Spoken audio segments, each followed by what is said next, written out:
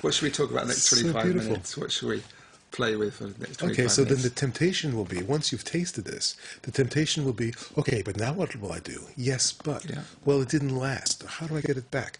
And those are all the traps of mind.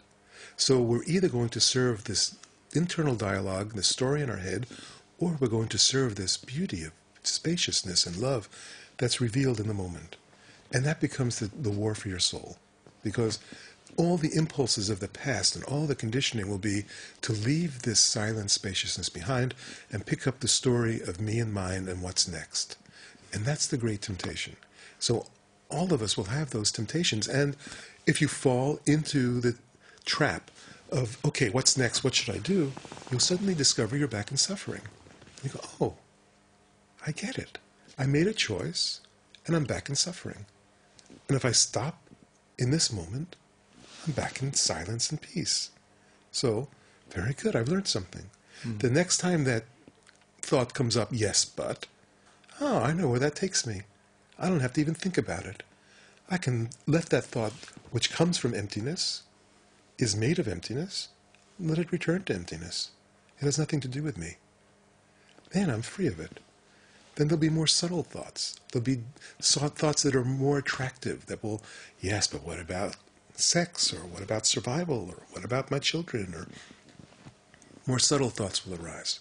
Each one will be a temptation, and you'll either follow the temptation, find yourself back in suffering, and learn the lesson, or you don't follow it, in which case you deepen into a vastness that was, you thought it was deep before, and then you realize, oh my God, that was not deep at all. This isn't vaster than the ocean.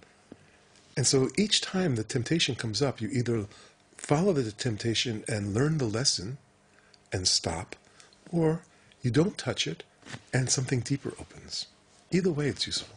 So that all of life then becomes a test of love, a test of what you really love. Do you really love this vast, spacious consciousness that you are, or do you love the objects that appear in consciousness?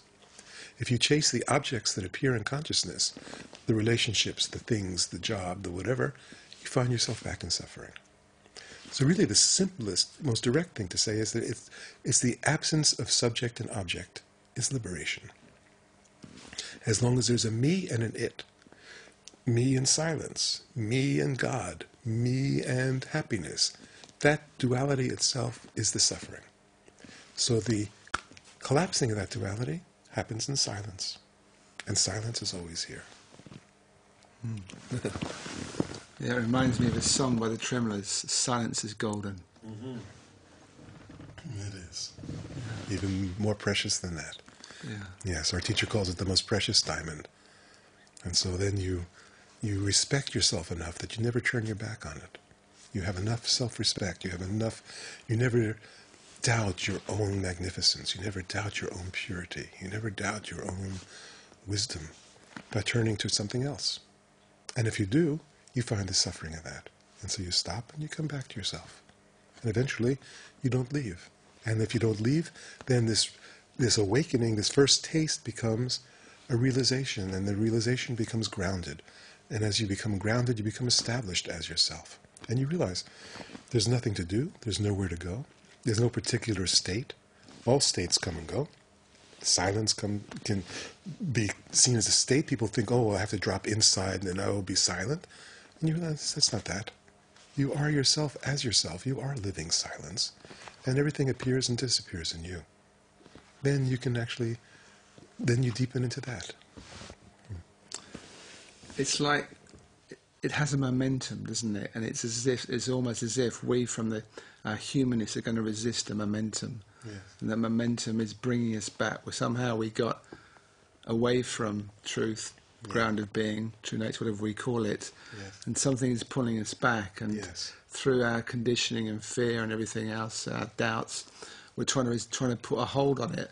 Yes. But there is something that's it. It's consciousness drawing itself back. That's right. Everyone is longing for home. Yeah. Everyone, and this longing for home is universal. And you're right, there's two forces. There's the force of consciousness pulling us back into our heart, and there's the force of the egoic conditioning of the mind to go out, away from our heart, towards the outside to objects that we find either desirable or dangerous, and to deal with the world that way. And so those are the two forces, and you can only serve, as my sweet old grandmother used to say, you can't ride two horses with one behind. And so you're either going to serve the outward flow of the momentum of our karmic looking outward, or you're going to serve this inner calling that calls us back inward. And either way, you learn something. You do, and something that I'm still so fascinated by is this learning about it's about the potential of the human game. Let's say there's so many things in life that still ordinary things excite me, and it's not just I love football, I love music, I love so many different things, and it's not them in themselves. It's what that means for me in bringing me alive, and I think that's one of the things that has certainly been something that's lit the path for me, is what brings me alive and what contracts me, and they're very palpable. They're very obvious distinctions. Yes. Well, whatever it is that you love is because your consciousness is giving it life. Your consciousness is giving it meaning, and so then when you return to consciousness, conscious of itself, and you find the fulfillment in life that's there, then whatever appears can be there or not, and you can love it as it is, and it can be gone.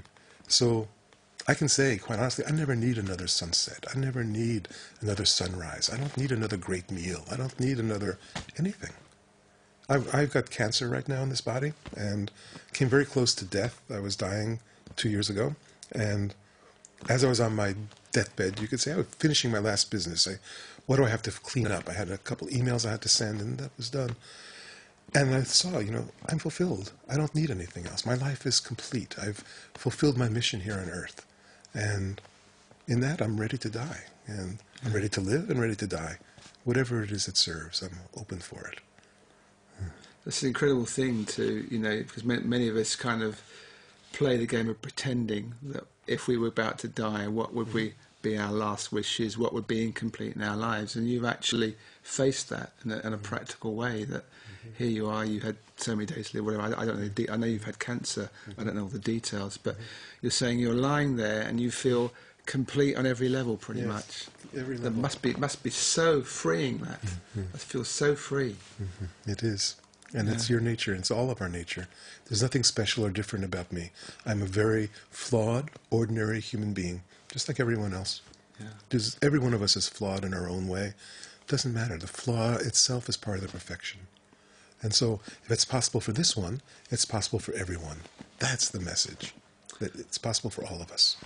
Have you got any suggestions about how to deal with fear? Because so many people have the issue of fear. They know there's something happening in their life, and there is a great pull, a great attraction to go there, and fear is in the way. It has to be terrifying. If it isn't terrifying, you're not close. And so, hang on, let me think about that. So, you're not close. To liberation? If it's not, it has to be terrifying because you're dying. Yeah, it's consciously dying before the body dies. So it's the ego that's dying, and the ego is going to be terrified because it's about to be annihilated. That's what you're saying. Exactly. Yeah. And so death is a good sign, and it's your ally. So you invite it. You welcome death. Yeah. You welcome fear. You welcome fear. Everyone is afraid of fear, and so rather than feel afraid, I'll do something else to distract myself. I'll get sad, or I'll get angry, or I'll get involved in something else. But the fear is always still there, waiting. Yeah. But when you're willing to welcome it, say, okay, I'm terrified. Come and get me. And if you're willing to be afraid and it doesn't mean anything, then you continue. You say, okay, I must know the truth, and I'm terrified of death, but I'm willing for whatever it takes.